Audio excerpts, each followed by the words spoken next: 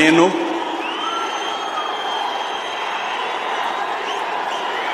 నారా చంద్రబాబు నాయుడు అనే నేను శాసనం ద్వారా నిర్మితమైన భారత రాజ్యాంగం పట్ల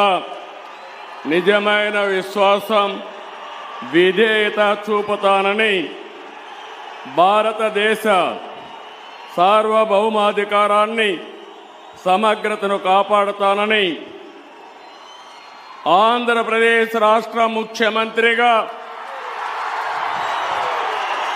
నా కర్తవ్యాలను శ్రద్ధతో అంతఃకరణ శుద్ధితో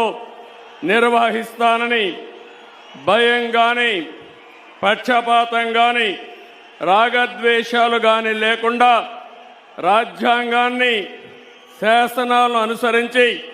ప్రజలందరికీ న్యాయం చేకూరుస్తానని దైవ సాక్షిగా ప్రమాణం చేస్తున్నాను.